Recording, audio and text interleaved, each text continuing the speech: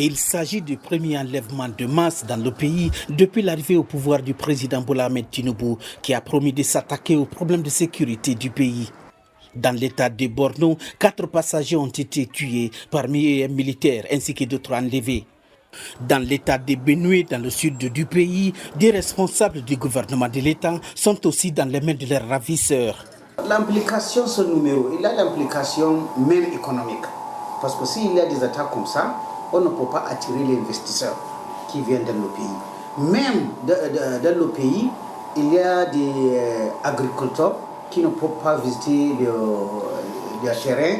Il y a aussi les autres affaires économiques qui sont gâtées à cause des attaques comme ça. Donc, Zamfara est l'un des nombreux États du nord-ouest et du centre du Nigeria terrorisés par des bandits qui attaquent les villages, tuent et kidnappent également les habitants et brûlent les maisons après les avoir pillées.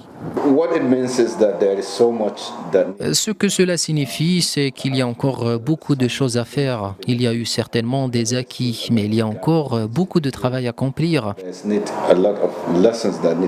Nous devons en tirer des leçons. Je pense qu'il va falloir adopter une nouvelle approche pour faire face à ce genre de situation. Le Nigeria est confronté à une multitude de défis en matière de sécurité, notamment une insurrection djihadiste qui dure depuis 14 ans dans le nord-est du pays et qui a fait au moins 40 000 morts et contraint plus de 2 millions d'autres à fuir leur foyer.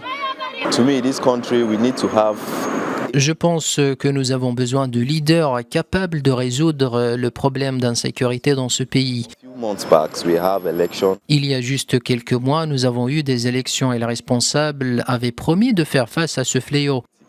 Cela fait près de 100 jours qu'ils ont pris leurs fonctions et les cas d'enlèvement dans les écoles ne font qu'augmenter. Je ne sais pas où va ce pays. Le président Bola Tinubu a remplacé les chefs des armées et son conseiller à la sécurité dans le but de mettre fin aux activités meurtrières et des enlèvements dans le pays. Sa nouvelle équipe travaille sur de nouvelles méthodes de lutte contre le terrorisme au Nigeria.